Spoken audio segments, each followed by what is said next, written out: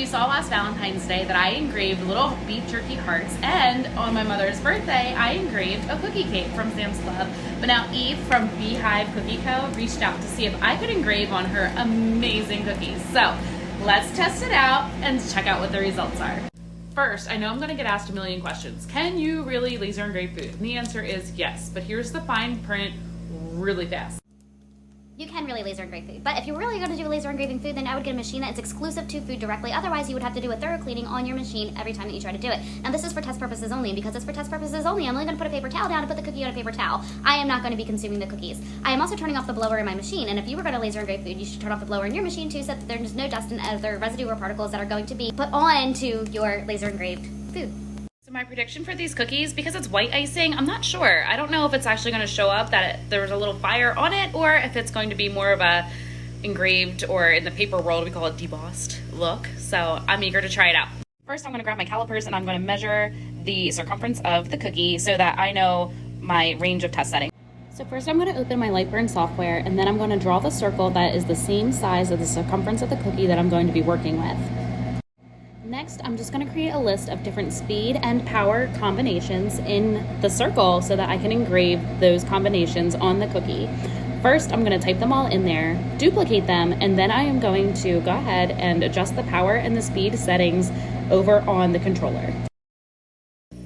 So this is the layout that I'm currently going to use. I have all the different settings and all the different powers, and under each one I have the speed, the maximum speed, a minimum speed reduced by about 3 or so. I kept the lines per inch around 350, which for icing, melting, it might be a little bit too much, but I'll still play with that. And then down here, all shapes together at once, just so I can get a nice smooth engrave going consistent back and forth. So I'm gonna check each one of those settings, and then I'm gonna come over here and toggle the air off in each one of these. As I mentioned, you don't want the air on when you are working with food. Now this right here, guys, is the hardest part, so I need you to listen very carefully. When you open BeehiveCookieCo's cookies, you cannot eat the experiment. I'm gonna take this said cookie and put it right down here on the napkin. Using my Lightburn software, I'm going to find the center point of the cookie. But first, I'm going to use my, I'm pretty sure Ariel will call this a thingamajig, but this is your focus gauge, and I am going to focus so that I am the optimal distance from the laser head to the surface of the cookie to get the best engrave, and that is around 8.5 millimeters for me. Now, to find the exact center on a circular object, Lightburn can actually do that for you with a couple of different adjustments on your laser, and it'll take you through a guide and a tutorial that I'll show you here.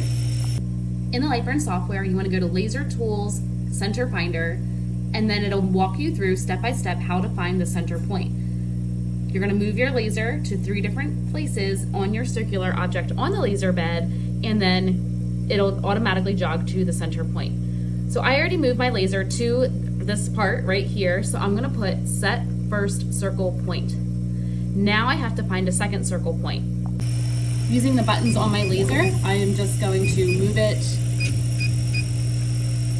to roughly that same area. It doesn't have to be exact. Set second circle point, and now I'm going to jog my laser head to the 3rd circle point before coming back here and setting that. Again, just using the controller on my laser. I'm going to get in the relative vicinity of where I need to be. That looks about good. Set 3rd circle point, and it tells you your coordinates, so you can write them down just so you don't lose them. But you can also just click this button, jog to circle center. My laser moved. I'll click OK. And as you can see, my laser is magically in the center of the circle. So I already sent the file over here. I'm going to load the file and frame it just to make sure that it fits.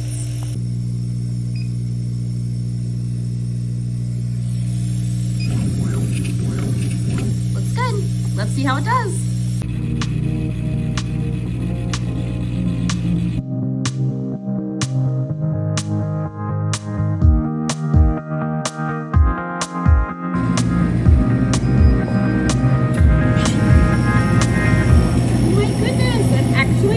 Pretty good. As you can see, those high settings were way too much for this, and I actually think that I like the 25 power the most, maybe even 30.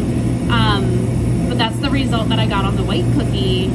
Now, as I just mentioned, I'm not a baker, so I don't know the ins and outs of the possibilities of what they could possibly do with this cookie, but I think that it looks really neat, maybe even for like a lighthearted wedding cookie, but the engraving turned out really cool, and it looks like low and slow is probably the best bet.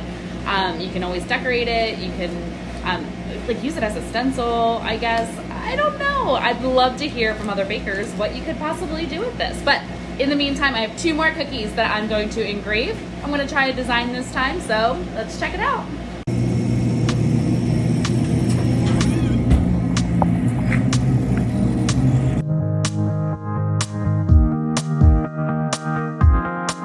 Oh my gosh, I think I am seriously obsessed with these. All right, now I feel like it's challenge accepted. I'm going to try something a little bit more technical on this last cookie that I have. Let's see how this works.